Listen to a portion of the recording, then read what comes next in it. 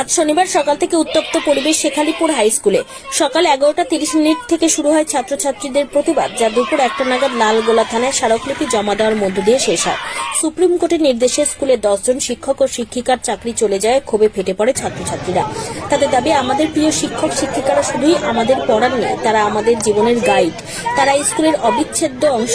হঠাৎ তাদের চলে যাওয়া আমরা মেনে নিতে পারছি না। ছাত্রছাত্রীরা স্কুল চত্বরে শান্তিপূর্ণ অবস্থান বিক্ষোভ করে এবং হাতে প্ল্যাকার্ড নিয়ে স্লোগান তোলে। বিদ্যালয়ের প্রধান শিক্ষক মোহাম্মদ শাহিন সারাফি বলেন, আমাদের শিক্ষক শিক্ষিকারা শুধু পড়াননি, তারা দায়িত্ব নিয়ে ছাত্রছাত্রীদের তৈরি করেছেন।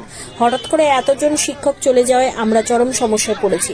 সামনে পরীক্ষা, ক্লাস চালানো দুঃসাধ্য হয়ে উঠেছে।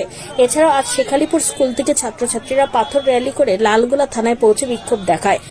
আমরা আমাদের শিক্ষকদের যে চাকরিটা গেছে ওই বিষয়ের জন্য আমরা এখানে আন্দোলনে নেমেছি। তোমরা কি বার্তা দিতে চাইছো?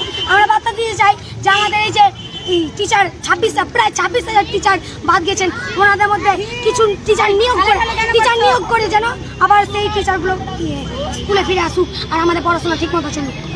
তোমার নাম? আমার নাম গোকুল সিংহ। কোন স্কুলের ছাত্র? আমি শেখালিপুর হাই স্কুলে পড়ি।